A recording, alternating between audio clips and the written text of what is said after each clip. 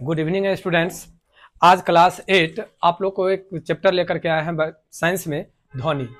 ठीक है, ध्वनि 9th क्लास में जाएंगे तो फिजिक्स के अंतर्गत पढ़ने के लिए मिलेगा, लेकिन आप लोग को फिजिक्स, केमिस्ट्री और बायोलॉजी तीनों एक ही बुक एनसीईआरटी में कंबाइंड है। लेकिन कंबाइंड में ही जानिए एक चैप्टर है ध्वनि। इस ध्वनि के बारे में, ध्वनि को ऐसे अगर बोला जाए तो आवाज है, ठीक है, और अंग्रेजी में इसको हम लोग साउंड बोलते हैं। तो जब हमारे अंदर, ठीक है, यहाँ पे अगर कंपन होती है तो उस कंपन से आवाज निकलती है। ठीक है, कंपन से आवाज निकलती है। दूसरी बात, एक हमारे यहाँ पे ओठ में ही नहीं, अगर कोई वस्तु को टकराते हैं तो उससे भी कंपन होती है, और जब भी कंपन हुई तो ध्वनि की उत्पत्ति हुई। ठीक है, देखिए आपके किताब में क्या कहता है। ध्वनि देख रहे हैं, ध्वनि कहता है एक प्रकार की तरंग है जो वस्तुओं के कंपन होने से उत्पन्न होती है। ठीक है, देखिए यहां पे एक प्रकार की तरंग है जो वस्तुओं के कंपन होने से उत्पन्न होती है। किसी वस्तु के कंपन को ध्वनि कहते हैं। क्लियर है? आपको मैंने बतलाया कंपन से किसकी उत्पत्ति होती है? ध्वनि की। कंपन से किसकी उत्पत्ति होती है? ध्वनि की। देखिए कहते हैं ध्वनि के माध्यम की आवश्यकता होती है। ठीक है, के लिए यानी ध्वनि के लिए माध्यम की आवश्यकता होती है। बिना किसी माध्यम के ध्वनि एक जगह से दूसरी जगह नहीं जा सकती है। ध्वनि की गति 342 मीटर प्रति सेकंड होता है। ध्वनि की गति कितनी होती है? 342 प्रति सेकंड। ठीक है, देखिए अब देखिए आगे क्या कहता है। एक बात याद रखिएगा यहां पर, ठीक है, एक बात आप लोग याद रखिएगा हमेशा के लिए। क्या याद रखना है? तो ये चीज, ध्वनि की गति कितनी होती है? 342 मीटर प्रति सेकंड। ठीक ना? आगे देखिए, आगे देखिए आप, कहता है ध्वनि को एक जगह से दूसरी जगह तक ले जाने के लिए माध्यम की जरूरत होती है। और माध्यम कितने प्रकार के होते हैं? 3 प्रकार के। एक माध्यम है ठोस, एक माध्यम है द्रव और एक माध्यम है गैस। ठोस में सबसे तेज गति से ध्वनि करती है। ठीक है, इसमें ध्वनि सबसे तेज गति करती है। द्रव में मध्यम और गैस में धीमी, यानी नहीं के बराबर। ठीक है, कोई दिक्कत? आइए, ध्वनि के लिए देख लीजिए, ध्वनि के लिए कितने जरूरत होती है माध्यम की? 3, ठोस, द्रव और गैस। ठोस में सबसे अधिक, द्रव में मध्यम और गैस में नहीं के बराबर। अब कहता है ध्वनि के गुण। ध्वनि के क्या होते हैं? गुण। सब कुछ का गुण होता है, सब कुछ में दोष होता है। तो यहां पर आप लोग को पढ़ना है ध्वनि के गुण। ध्वनि के 2 महत्वपूर्ण गुण होते हैं। एक आवृत्त। आवृत्त क्या होता है? सो देखिए, किसी वस्तु का कोई कण 1 सेकंड में जितना कंपन करता है उसे आवृत्त कहते हैं। आवृत्त को हर्ट्ज में मापा जाता है। आवृत्त को कौन चीज में मापा जाता है? हर्ट्ज में। और आवृत्त होता क्या है? तो देखिए, आवृत्त कहता है किसी वस्तु का कोई कण 1 सेकंड में जितना कंपन करता है।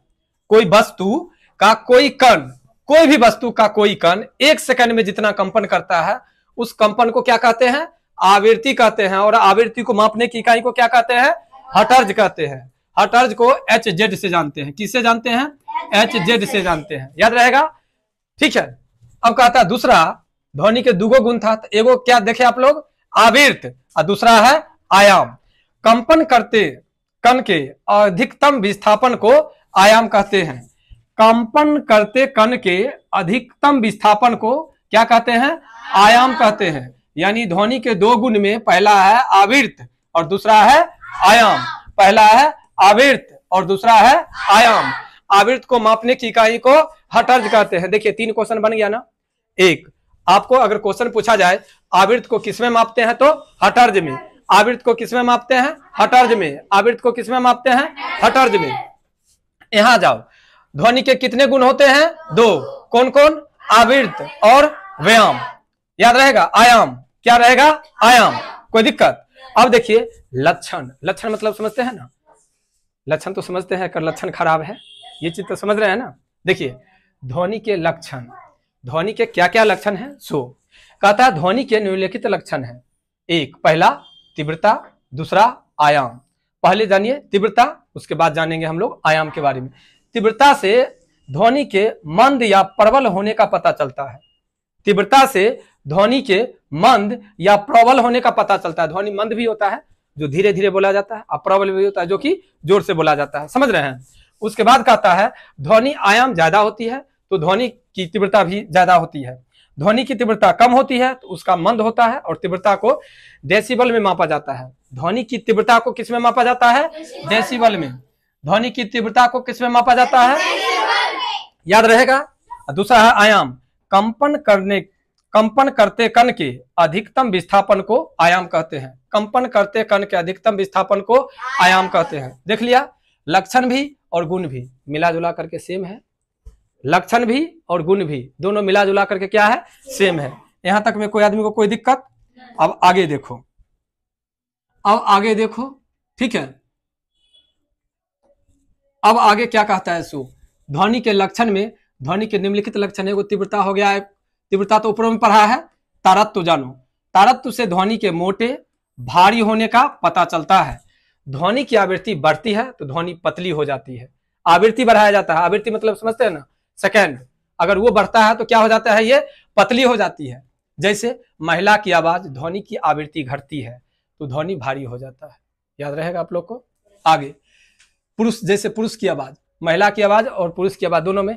अब बताइए, महिला की आवाज पतली होती है कि पुरुष का आवाज? महिला की आवाज होती है ना पतली। किसके कारण? आवृत्ति के कारण। किसके कारण? आवृत्ति के कारण। याद रहेगा ना। एक और चीज समझ में आ गया। आगे देखिए, तीसरा है इसका गुण। ध्वनि के तीसरा गुण है गुणकता।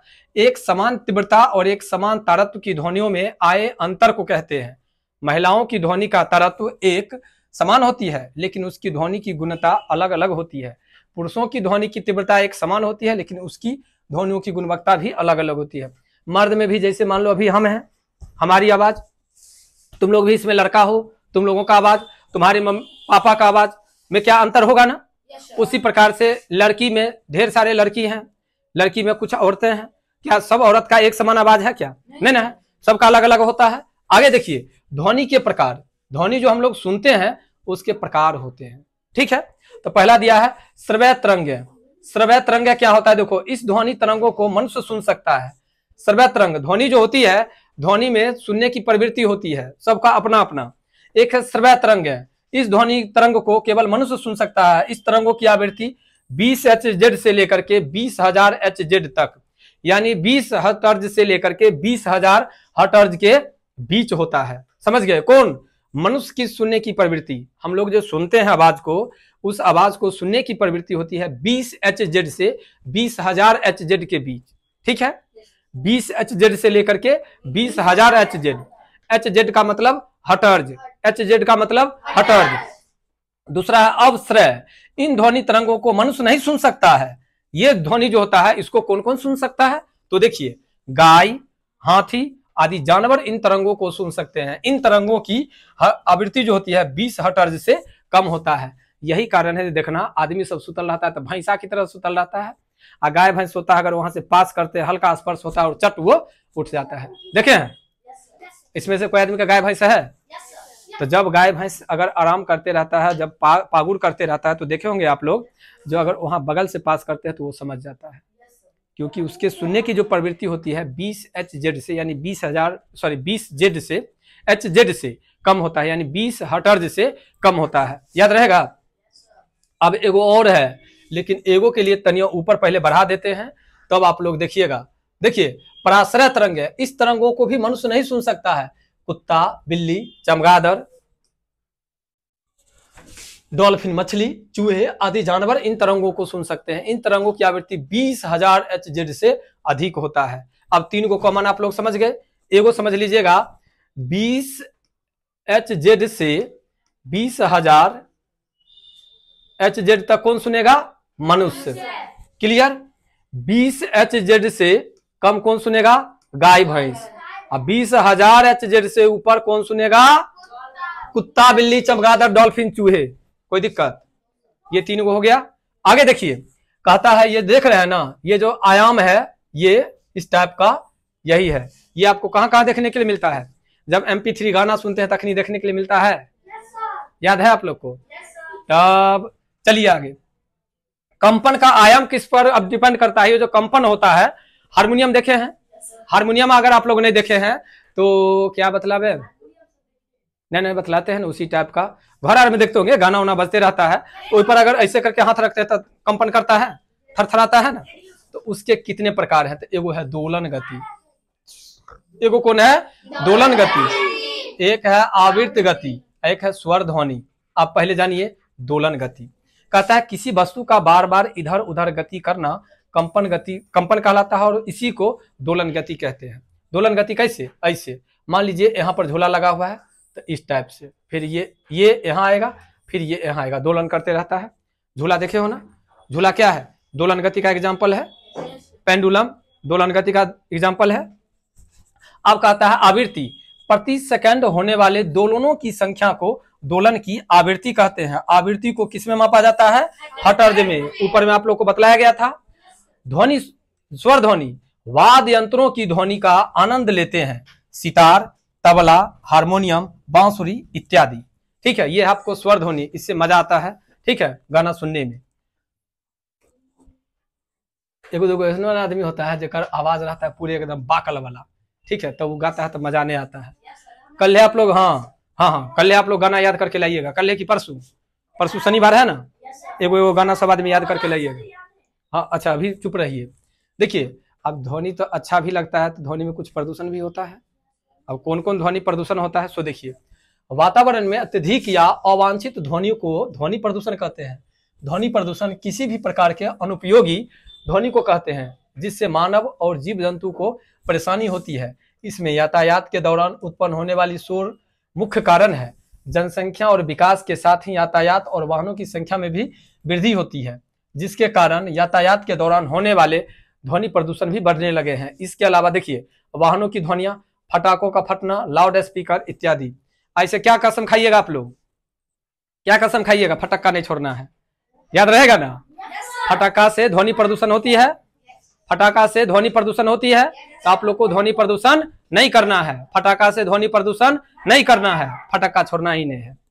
ठीक है, हाँ, ई रिक्शा से चलेंगे, ई रिक्शा में आवाज नहीं करेगा, तो बुलेट कोई आदमी नहीं खरीदेगा। हाँ, बढ़िया विद्यार्थी है वो, देख रहा है ना। तब देखो आगे, फटक्का कोई नहीं छोड़ेगा, ऐसे कोई नहीं। चलो देखो, आप तनिया और देख लो, तनिया और है इस चैप्टर में, उसके बाद क्लियर हो जाएगा।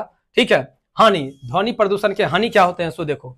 और निद्रा मतलब समझते हो, सोने में परेशानी। हाँ, उसके बाद अति तनाव, शरीर एकदम व्याकुल रहता है, ज्यादा हल्ला करने लगता है तो टीचरों गुस्सा जाते हैं ना, तो हल्ला क्या है, एक प्रकार से ध्वनि प्रदूषण है।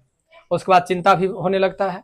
अब एक उपाय क्या है, अगर हानि हो रहा है, ध्वनि हम लोग जान रहे हैं जी हमारे लिए हानिकारक है, तो इसके लिए क्या करेंगे, तो वायुयान के इंजनों, यातायात के वाहनों, औद्योगिक मशीनों तथा घरेलू उपकरणों में रवसामक युक्तियां लगानी चाहिए। अन्य स्थानों पर पेड़ लगाने से ध्वनि प्रदूषण को कम किया जा सकता है। विमानों को विशेष ढाल पर उतरना तथा चढ़ाया जाना चाहिए था, जिससे कि कम शोर हो। मोटर वाहनों में बहुध्वनि वाले हॉर्न बजाने पर रोक लगानी चाहिए, और कारखाने को शहर से दूर स्थानों पर स्थापित करना चाहिए। और ये सब के साथ साथ एक कई लाइन में हम कहेंगे, साउंडलेस जो चीज हो सके उसका प्रयोग करें, और क्लास जब चलता हो तो क्लास में आप लोग को हल्ला ना करें। ये कैसा लगा, ये आप लोग कमेंट बॉक्स में जरूर बताइएगा। फिर मिलते हैं आपको इस वीडियो के बाद।